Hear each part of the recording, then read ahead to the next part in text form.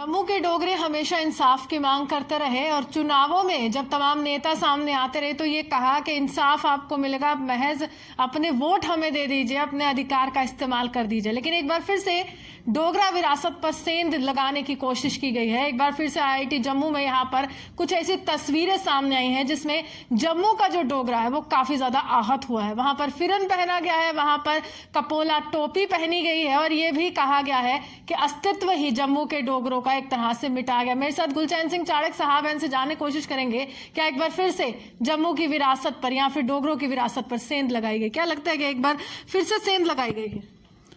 देखिए, आपने ठीक कहा। जैसे 47 से एक बहुत साजिश के तहत डोगरास को जिन्होंने स्टेट को बनाया, बचाया, चलाया, उनकी हिस्ट्री, उनका हेरिटेज, उनका कल्चर, उनकी आइडेंटिटी ख़त्म करने की एक साजिश चली।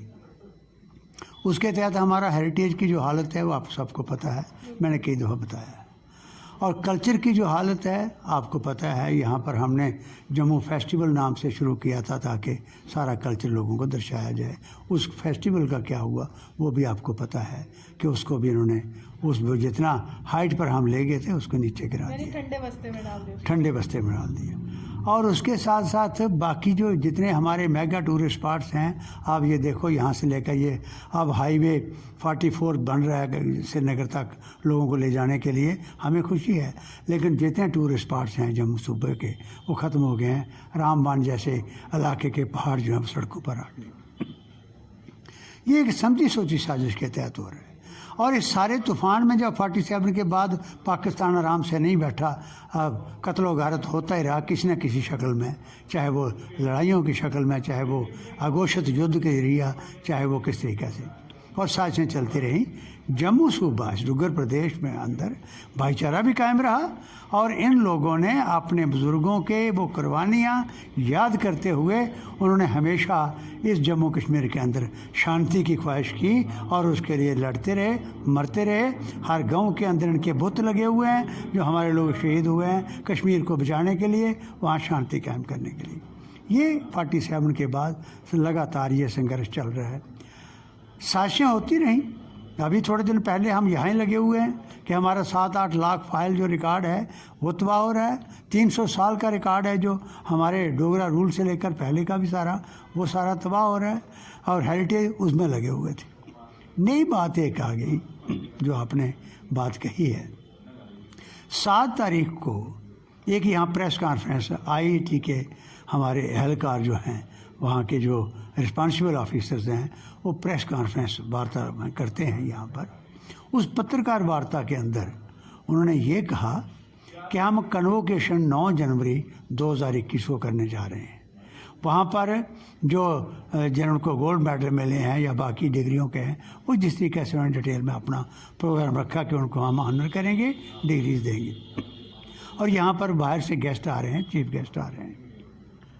साथ ही उन्होंने ये कहा कि जो यहाँ पर कन्वोकेशन का रोब है, जो ड्रेस है, वो हम यहाँ के कल्चर और ट्रेडिशन को सामने रखते हुए उस हम रोब को, उस ड्रेस को हम ख़त्म कर रहे हैं, चेंज कर रहे हैं ट्रेडिशनल ड्रेस को, और नए ड्रेस में हम एक पकोल नाम की टोपी वो रख रहे हैं और एक फिरन रख रहे हैं। अब जब मैंने भी ये पढ़ा, यहाँ भी दुनिया आ गई, यूथ काफ़ी आ गया, एजुकेशनिस्ट आ गए, रिटायर्ड लोग आ गए, सारे पूछने लगे हके वके हो के हो क्या रहा है। यहाँ जो एजुकेशन इंस्टीट्यूशन जम्मू कश्मीर के अंदर बनाए हैं वो डोगरास ने बनाए हैं, डोगरा रूल के टाइम बने हैं। यूनिवर्सिटियाँ बनी हैं, इकट्ठी यूनिवर्सिटी थी। और यहाँ का ट्रेडिशनल ड्रेस जो है वो रहा है गाउन और सैफरन कलर की पगड़ी, डोगरा पगड़ी। यहाँ राष्ट्रपति भी आते रहे, आज तक भी आते हैं। यहाँ प्रधानमंत्री आते रहे, गवर्नर जितने आते हैं, चीफ मिनिस्टर हैं, वो सारे वो पहनते हैं। बड़ी शान से लोग वो उस कन्वोकेशन में पार्टिसिपेट करते हैं। इन्होंने ये कहा कि उनको हटा के, ट्रेडिशनल ड्रेसेस को हटा के यहाँ के कल्चर के मुताबिक, आर्ट के मुताबिक जो चीज़ें हैं वो हम ला रहे हैं। वो 2 चीज़ें उन्होंने कहा कि एक वो टोपी होगी और एक फिरन होगी। और जब हमने प्रेस में ये देखा, न्यूज़पेपर में पढ़ा कि हमें तो हक्के बक्के रह गए कि ये कौन लोग आ गए हैं। और टोपी जो है वो तो उसामा बिन लादेन पहनता है, वो तो हाफिज़ सईद पहनता है, वो तो लखी पहनता है। ये लोग हैं जो मिलिटेंट्स के लीडर्स हैं, वो पहनते हैं, वो यहाँ पकड़ेंगे। उन्होंने वही कैप पहनी थी, बुरहान वानी जैसे लोगों ने पहनी। ये हमारे यहाँ बच्चों को कैसे पहनाने लगे? डोगरा जो नेशनलिस्ट फोर्सेस का ड्रेसेस थे, जिनकी शान थी, उनको हटा के ये कहाँ से ले आए और फिर इन पहनाने लगे। जो शादियों में या कल्चरल प्रोग्राम में तो होता है, लेकिन इस किस्म के प्रोग्रामों में नहीं होता। तो हमें ये बड़ा धक्का लगा, तो शोर पड़ा यहाँ पर। मुझे याद है कि जहाँ जनरल रिटायर्ड हैं गोवर्धन सिंह, उन्होंने फ़ोन किया, सोशल मीडिया में डाला। कर्नल शाही हैं वीर चक्र, उन्होंने कहा, ये गंभीर देव सिंह हैं, इन्होंने कहा, एक कुलभूषण शर्मा, वो ये सारे एक इन्फॉर्मेशन के रिटायर्ड हैं, के वी जंडियाल जी, उन्होंने कहा एक CM स्टेट है, IFSO दौड़े। कहने लगे जी ये क्या हो रहा है? ये सुबह अगर जब ये न्यूज़ आएगी तो यहाँ तो तूफान मच जाएगा, यहाँ तो आग लग जाएगी जम्मू के अंदर। तो मैंने यहाँ शोर किया, ये गवर्नर को भी सोशल मीडिया के ज़रिया, व्हाट्सएप के ज़रिया, मेल्स के ज़रिया यहाँ दिल्ली में ये भेजे मैसेज कि इसको रोको और इसके पीछे पता करो कि वो ताकत कौन सी आ गई है जो आज पीसफुल ऐसे गज़ब के माहौल को बिगाड़ने लगी है। तो यहाँ पर ये कल जो कैप्स पहनी होंगी ये स्टूडेंट्स जब डिग्रियाँ लेंगे तो क्या मैसेज आएगा, पूरी वर्ल्ड में क्या मैसेज आएगा? तो उसके बाद मुझे खुशी है, मैं शुक्रिया अदा करता हूँ कि डॉक्टर जितेंद्र सिंह जी जो MOSPMO में हैं, उन्होंने इंटरवीन किया। उन्होंने LG को कहा कि मैंने LG को मैसेज भेज दिया है, ये नहीं होगा। तो हमें लगा कि अब चलो हट गया है, लेकिन हमने ये कहा फिर भी हटने के बाद भी ये ज़रूर नंगा करो इस ताकत को जो इसके पीछे थी, जो ये तबाह करने लगा था। यानी वो ये बताना चाहते थे कि जम्मू कश्मीर की पहचान सिर्फ कश्मीर तक सीमित है, जम्मू के डोगरे कहीं एग्जिस्ट ही नहीं कर। कश्मीर तक नहीं, सिर्फ ये पहचान उन मिलिटेंट्स के साथ जोड़ रहे थे। ये मैं तभी कहता हूँ ये कोई पाकिस्तान से साजिश चली या कहाँ से चली, किस आदमी को यहाँ भेजा गया। कश्मीर में हम सुनते रहते हैं कि यूनिवर्सिटी में कई किस्म के कोई एलिमेंट वो ज़रूर प्लांट कर देता है, यहाँ तो नहीं हुआ था आज तक। तो इस इंस्टीट्यूट में किसने किया? एक तो हमने ये कहा, दूसरा हमने ये कहा कि भाई आप कल कन्वोकेशन के अंदर वो ड्रेस लाओ। उन्होंने कहा ऐसा होगा, लेकिन अफसोस की बात है कल जो कन्वोकेशन हुई, आज ड्रेस हमने न्यूज़पेपर में प्रेस में देखे हैं, उन्होंने वो फिरन पहनी हुई और नंगे सिर कर दिया, टोपी हटा दी और नंगे सिर कर दिया। कोई वो पगड़ी नहीं आई जो हमारा ट्रेडिशनल सिलसिला था, और फिरन फिर वही रखी। तो इसलिए ये ज़बरदस्ती कोई यहाँ पर ये करना चाह रहा है। हम ये मांग कर रहे हैं, एक तो फ़ौरन इस साजिश को क्लियरली नंगा किया जाए, पता किया जाए इसके पीछे कौन था, क्या IIT के अंदर कोई आदमी है या कोई वहाँ उनके पीछे आदमी कोई है ब्रेन जो इनको चला रहे हैं। दूसरी बात यह है कि इंश्योर करें, ये लेफ्टिनेंट गवर्नर साहब इंश्योर करें, ये चांसलर हैं यूनिवर्सिटियों के, कि ये ट्रेडिशनल जो सिलसिला हमारा चल रहा है इसे हमारे कल्चर को, हमारे आर्ट को, हमारी आइडेंटिटी को, हमारे हेरिटेज को कोई टच करने की कोशिश ना करे। यहाँ पर तूफान मच जाएगा और जम्मू जो इस पूरी रियासत के अंदर जिस किस्म के हालात बने रहे और जम्मू ने किसी चिंगारी को यहाँ पनपने नहीं दिया, भाईचारा कायम रखा, देशभक्ति कायम रखी, कहीं उनके अंदर एक गलत बात। सवाल यही है कि हमेशा डोगरा सदर सभा ही क्यों आगे आती है? क्योंकि यहाँ पर ऐसे नेता भी हैं जो हर चुनाव में लोगों के सामने आते हैं, जो वोट भी पाते हैं MLA की। यहाँ पर अगर हम कहें तो यहाँ पर ये बातें भी देखी जाती हैं कि जनाब हमें वोट दे दीजिए, हम आपके हक के लिए बात करेंगे। क्या इस हक के लिए या फिर उस पगड़ी के हक के लिए, कहते कि पगड़ी एक शान होती है, उस पगड़ी के हक के लिए जम्मू का कोई नेता सामने क्यों नहीं आया?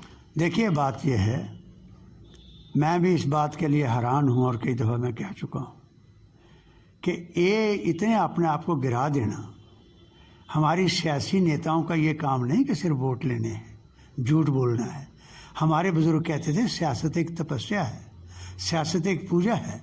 जो सियासत में आता है वो ये समझ के आता है कि मैं एक पूजा करने जा रहा हूँ, एक इबादत करने जा रहा हूँ, लोगों की सेवा करने जा रहा हूँ। लेकिन अगर ये एटीट्यूड बन गया है तो उसी के रिजल्ट ये हैं जो आज यहाँ तबाही हो रही है। मैं भी आपके माध्यम से ये कहना चाहता हूँ, डोगरा सदर सभा यहाँ तक आपने कहा ये 116 साल पुरानी वाहिद एक संस्था है तमाम डोगरों की, जिसके साथ पूरी दुनिया में किसी कंट्री में भी डोगराज हैं, जुड़े हुए हैं। आप यहाँ हमारे टेलीफोन खोल के देखो, कितने मैसेज लंदन से आ रहे हैं, कितने यूके से आ रहे हैं, कितने यूएसए से आ रहे हैं, दुबई से आ रहे हैं, इन्हीं बातों पर। इसलिए डोगरा सदर सभा की जिम्मेवारी तो है ही है, हम तो करेंगे। लेकिन ये जो हमारे प्रोडक्ट्स हैं, जो हमारे जो बनाए हुए नेता हैं, बिल्कुल मैं आपके बिल्कुल मैं आपके, क्योंकि वो हुक्मरान है अभी, उन्होंने इस प्रथा को, उन्होंने इस विरासत को जिंदा रखना है, वो जिम्मेवार है। आप पीएमओ को संपर्क करते हैं, क्या जम्मू के नेता संपर्क नहीं साध सकते थे, क्योंकि वो संपर्क सीधा संपर्क हो? मैं ये आपके माध्यम से कहना चाहता हूँ, अपील भी करना चाहता हूँ फिर एक दफ़ा, कि जिस पेड़ की जड़ें नहीं होती वो पेड़ खड़ा नहीं रहता। आप उखड़ जाओगे। आपकी सियासत जिस तरीके से कश्मीर के अंदर, ऐसे इलाकों के अंदर जहाँ जहाँ ऐसा तूफान उठता है, सियासत मिट्टी में मिल जाती है, आपकी भी मिल जाएगी। आप होश करो, संभलो। सिर्फ डोगरा डोगरा डोगरा नारा दे के तो इलेक्शन जीतने के लिए, लड़ने के लिए नहीं है। इस विरासत को अगली जनरेशन तक हमने ले जाना। यहाँ पर ऐसी विडंबना है कि केंद्रीय मंत्री तक जब जम्मू में आते हैं, अनुराग ठाकुर, उनको मेमोरेंडम तक दिया जाता है कि महाराजा हरि सिंह जी के जन्म दिवस पर छुट्टी घोषित की जाए, लेकिन उसके बाद वो चुनाव के लिए यहाँ पर आते हैं, उस मेमोरेंडम पर कोई चर्चा नहीं होती है।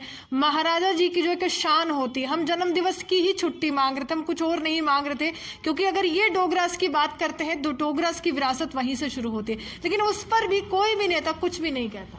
यही अफसोसनाक बात है, यही अफसोसनाक बात है। मैं ये कहता हूँ कि सोसाइटी का और समाज का, जहाँ से हम चुन कर आते हैं, जो हमें अपना वकील बनाते हैं, वकील क्यों बनाते हैं? कि हमारा वो केस लड़े। डुग्गर प्रदेश के अंदर, जैसे कश्मीर के अंदर, लद्दाख के अंदर भी चुनाव होते हैं, और जिस किस्म का चुनाव के बाद जो मैंडेट उनको मिल जाता है, तो मतलब ये है कि वो हमारा वकील बन गए। वो असेंबली में, पार्लियामेंट में जाकर हमारा केस लड़ेंगे, हमारे राइट्स प्रोटेक्ट करेंगे। लेकिन अगर नहीं करेंगे तो इसका मतलब कि उन्होंने जो मैंडेट उनको मिला वो धोखा दिया लोगों को। जिन लोगों ने विश्वास किया उनके साथ विश्वासघात हुआ। मैं फिर अपील करता हूँ, समझें, आपके ये सवाल बहुत इम्पॉर्टेंट है। ये सवाल ऐसे नहीं दरगुजर किया जा सकता, क्योंकि अगर इसको बात को लेकर नहीं समझे, अगली जनरेशन आपके गले पकड़ेगी, यहाँ से बताएगी कि हमारे बुजुर्गों ने तो ये कुछ किया था, आप क्या करके जा रहे हो। लानत मारेगी ऐसे नेताओं पर, ऐसे लीडर्स पर, हम पर, जो हम नहीं बचा सके। इसलिए बिल्कुल सही कहा आपने। इससे वेरी इंपॉर्टेंट क्वेश्चन, हमारे आने वाली जनरेशन यही क्वेश्चन पूछेंगी, और उसका जवाब हमारे पास नहीं होगा तो हम कल्प्रिट की तरह सामने खड़े होंगे। ये हमें आज सोच के